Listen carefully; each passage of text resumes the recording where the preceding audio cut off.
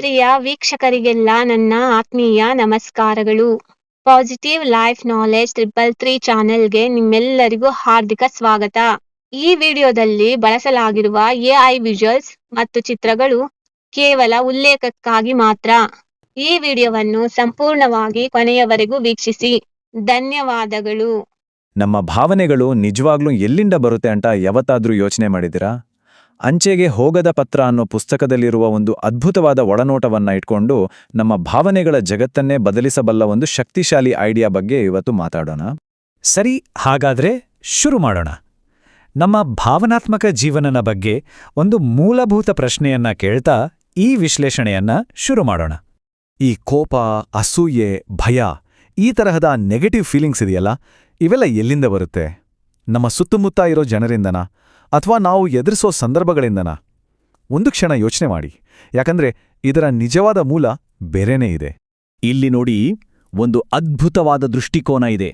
ನಮ್ಮ ನೋವಿಗೆ ಕಾರಣ ಯಾವುದೇ ಘಟನೆ ಅಲ್ಲ, ಬದಲಿಗೆ ಆ ಘಟನೆಯನ್ನ ನಾವು ಸ್ವೀಕರಿಸದೇ ಇರುವುದು.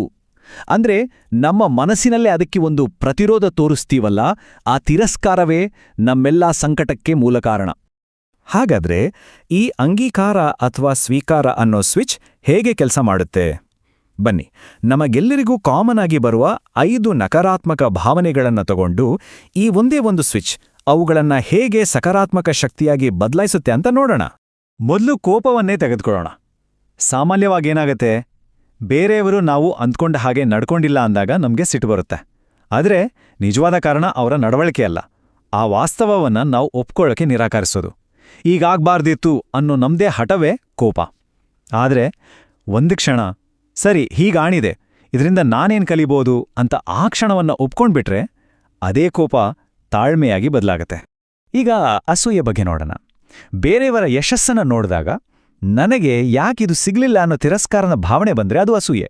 ಆದರೆ ಅದೇ ಯಶಸ್ಸನ್ನ ಅವ್ರು ಎಷ್ಟು ಚೆನ್ನಾಗಿ ಸಾಧನೆ ಮಾಡಿದ್ದಾರೆ, ನಾನು ಅವರಿಂದ ಏನಾದರೂ ಕಲಿಬೋದು ಅಂತ ಅಂಗೀಕಾರದ ದೃಷ್ಟಿಯಿಂದ ನೋಡಿದ್ರೆ ಏನಾಗುತ್ತೆ?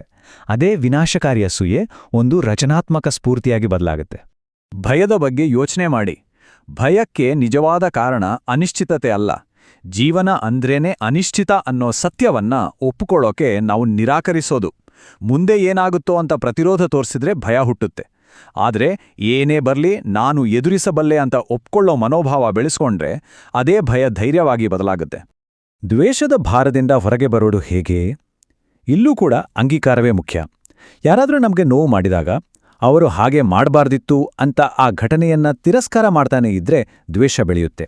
ಆದರೆ ಸರಿ, ಅದು ಆಗಿ ಹೋಯ್ತು ಅಂತ ಆ ವಾಸ್ತವವನ್ನ ಒಪ್ಕೊಂಡ ಕ್ಷಣ ನಮಗೆ ಕ್ಷಮಿಸುವ ಶಕ್ತಿ ಬರುತ್ತೆ. ನಾವು ಆ ದ್ವೇಷದ ಭಾರದಿಂದ ಮುಕ್ತರಾಗ್ತೀವಿ. ಕೊನೆಯದಾಗಿ ದುಃಖ. ಇಲ್ಲಿ ಅಂಗೀಕಾರ ಅಂದ್ರೆ ಮರೆತುಬಿಡೋದು ಅಂತ ಅಲ್ಲ. ನಾವು ಪ್ರೀತಿಸೋರು ದೂರವಾದಾಗ ಆ ವಾಸ್ತವವನ್ನ ತಿರಸ್ಕರಿಸಿದ್ರೆ ದುಃಖ ನಮ್ಮನ್ನ ಆವರಿಸಿಕೊಳ್ಳುತ್ತೆ. ಆದರೆ ಅವರು ದೈಹಿಕವಾಗಿ ಇಲ್ಲದಿದ್ರೂ ನಮ್ಮ ನೆನಪುಗಳಲ್ಲಿ, ನಮ್ಮ ಆಲೋಚನೆಗಳಲ್ಲಿ ಜೀವಂತವಾಗಿದ್ದಾರೆ ಅನ್ನೋ ಸತ್ಯವನ್ನ ಒಪ್ಕೊಂಡಾಗ ಅದೇ ದುಃಖ ಒಂದು ರೀತಿಯ ಕೃತಜ್ಞತೆಯಾಗಿ, ಅವರಿಗಾಗಿ ಮಾಡೋ ಒಂದು ಮೌನ ಪ್ರಾರ್ಥನೆಯಾಗಿ ಬದಲಾಗುತ್ತೆ.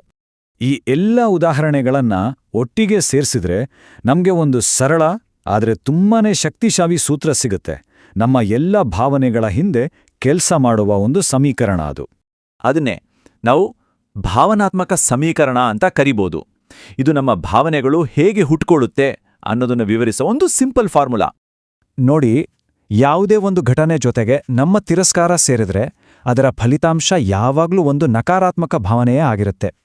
ಹೀಗೆ ಆಗ್ಬಾರ್ದಿತ್ತು ಅನ್ನೋ ಪ್ರತಿರೋಧವೇ ನೋವು, ಕೋಪ ಮತ್ತೆ ದ್ವೇಷಕ್ಕೆ ಕಾರಣವಾಗೋದು.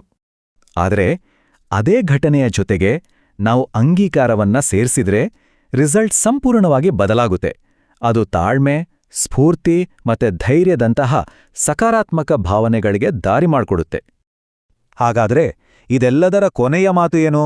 ನಮ್ಮ ಭಾವನೆಗಳ ರಿಮೋಟ್ ಕಂಟ್ರೋಲ್ ಬೇರೆ ಯಾರ ಕೈಯಲ್ಲೂ ಇಲ್ಲ, ಅದು ಪೂರ್ತಿಯಾಗಿ ನಮ್ಮ ಕೈಯಲ್ಲೇ ಇದೆ. ಈ ಆಯ್ಕೆಯೇ ಎಲ್ಲವನ್ನೂ ನಿರ್ಧಾರ ಮಾಡುತ್ತೆ.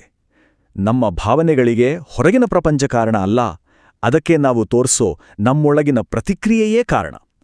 ವಾಸ್ತವವನ್ನ ತಿರಸ್ಕರಿಸಬೇಕೋ ಅಥವಾ ಅಂಗೀಕರಿಸಬೇಕೋ ಅನ್ನೋದು ನಮಗೆ ಬಿಟ್ಟಿದ್ದು.